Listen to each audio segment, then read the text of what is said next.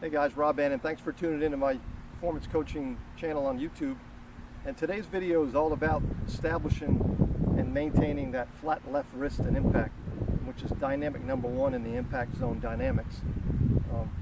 It's really important for us to understand, how to first get into this position and how to maintain it through impact, so we can develop some consistency, not only in our putting, but also in our full swing.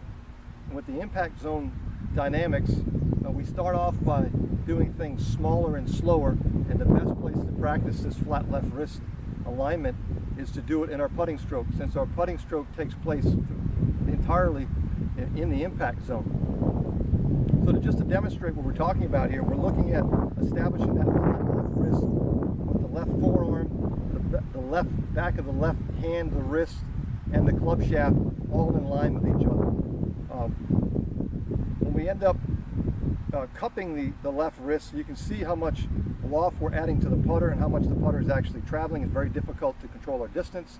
Or if we actually bow our wrist, we're actually going to shut the putter face down and de-loft it a little bit through the putting stroke. So the goal is to actually maintain that flat left wrist throughout the entire putting stroke, so we can have some consistency in our speed, but also controlling the face at impact. So today we're going to do a drill called the left, right, and both drill, where we can actually practice maintaining that flat left wrist with the left hand, with just putting with the left arm only.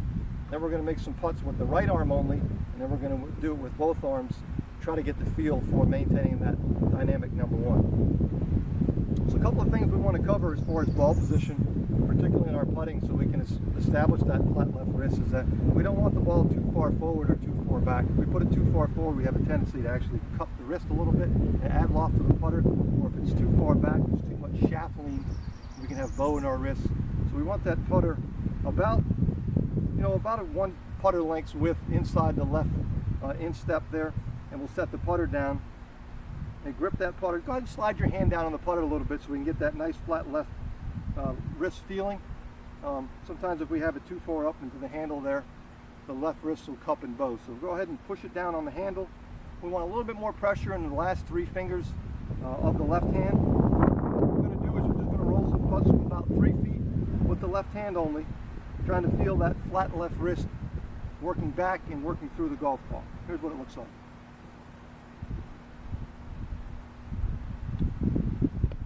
Okay, so pretty good stroke. I maintained a nice flat left wrist, kept the ball on line. Then we'll go to the right hand only. In the right hand only, we actually want to maintain a little bit of angle in our right wrist here, because that's going to help us in our stroke maintain the flat left wrist angle versus actually straightening it out, and then the left wrist is going to have to bow.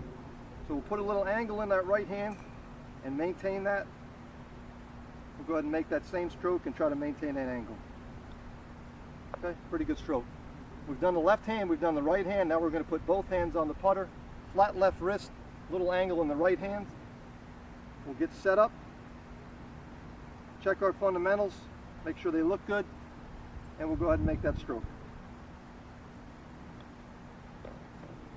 There we go. So just to review, dynamic number one, flat left wrist at impact in the putting and the full swing. We really need that for consistency. I hope this drill helps you. Play well.